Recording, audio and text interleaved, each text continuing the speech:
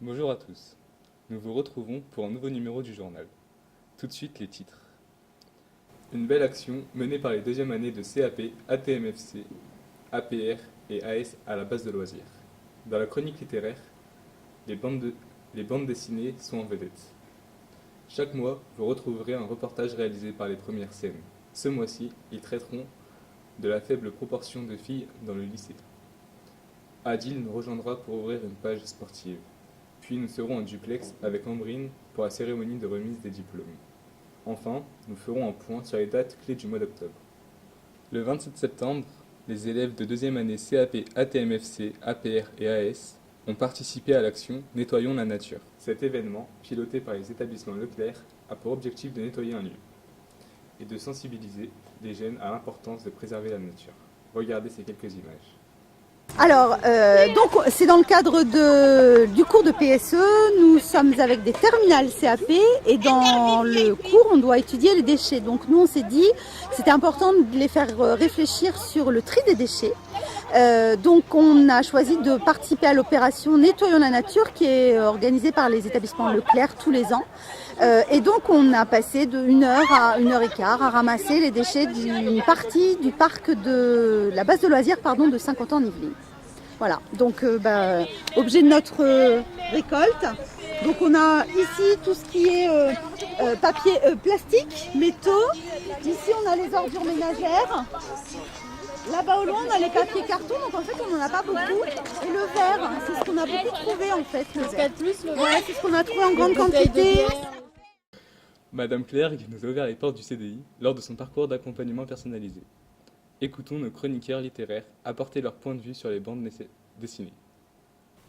Alors bonjour, je vais vous présenter une BD qui s'appelle Princesse Barry.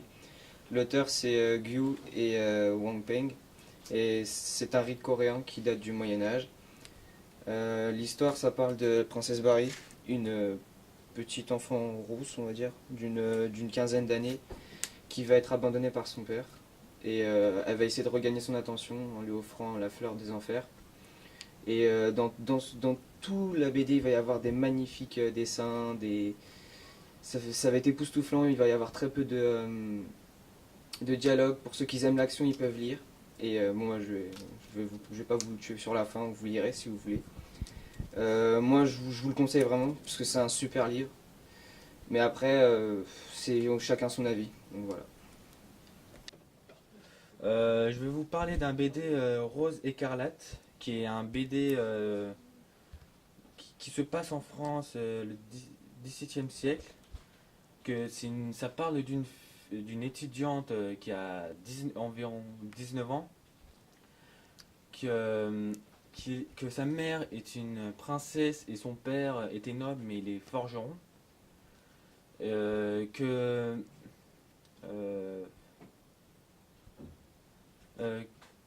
Que son père a été assassiné et qu'il a été adopté par son grand-père qui est noble et que le but de cette fille en fait c'est plutôt de trouver l'assassin de son père. Et aussi dans l'histoire vous allez voir il va y avoir d'autres objectifs que vous allez voir. Parce que il y a 8 tomes et bientôt peut-être un 9, le 9e.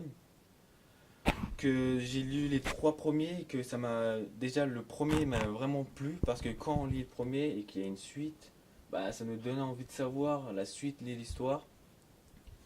Et c'est quand même un très bon BD parce que les dessins sont formidables, il y a des fois de l'action mais quand même un peu de lecture et c'est plutôt quand même un BD qu'il faut lire qui est super bien intéressant en fait.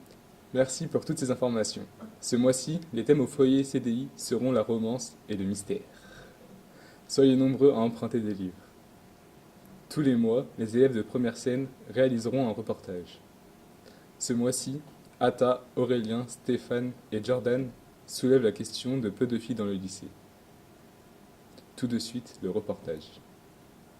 Les femmes et les élèves filles dans le lycée Louis Blériot. Nous, élèves garçons de première scène, où il n'y a aucune fille dans notre promotion, nous allons interviewer la seule élève fille de seconde scène. Alors Séverine, pourquoi vous avez choisi cette orientation? Parce que j'aimais bien et j'avais envie de découvrir plus de trucs là-dessus. C'est pour ça.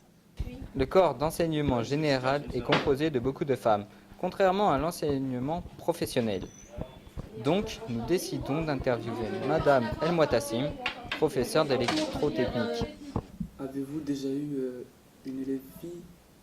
Une fille Oui, donc c'est vrai que c'est rare où il y a des filles dans la section, dans la filière. Et en tout et pour tout, j'ai dû en avoir 3 filles.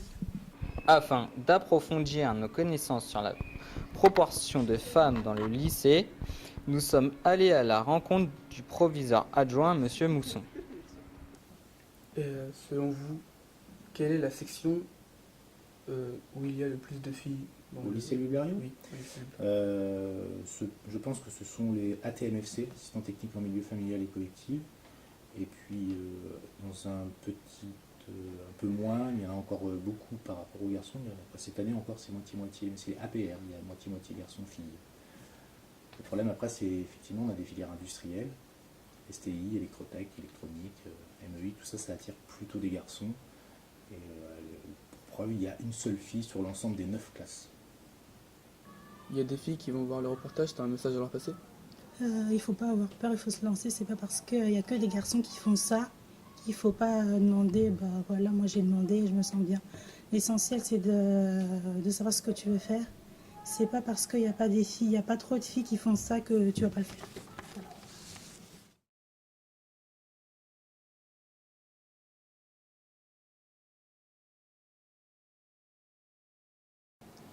Adil nous a rejoint sur le plateau pour nous donner les dates des prochains tournois de l'association sportive. Bonjour Karim. Bonjour Adil. Bonjour à tous. Le 6 novembre se déroulera le tournoi de basketball. Le 20 novembre, le tournoi de futsal. Le 27 novembre se déroulera le cross départemental. Les qualifiés participeront au cross académique le 4 décembre. Et le 11 décembre se déroulera à nouveau un tournoi de basketball.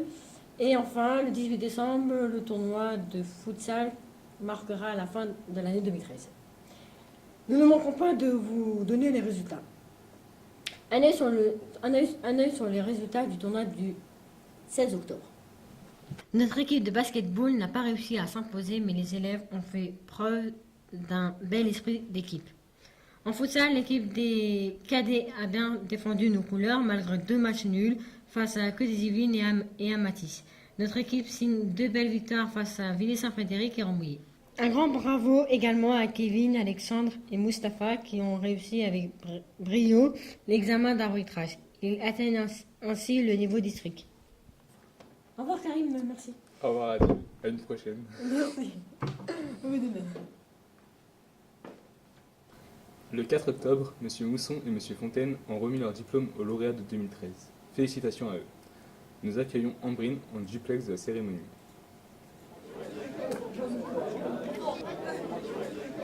Ambrine, tu as eu ton CAP APR, que fais-tu maintenant? Maintenant, je suis à la recherche d'un travail dans les écoles de cantine. Et voilà, et c'est pas facile, mais je me débrouille à peu près bien.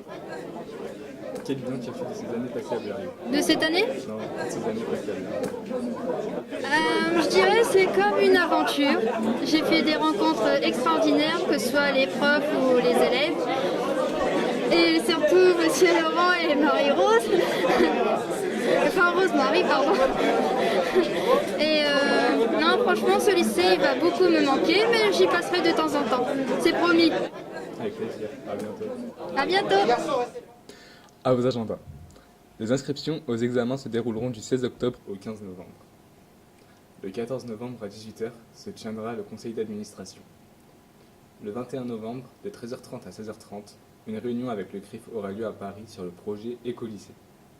Merci de nous avoir suivis et à une prochaine fois. Au revoir.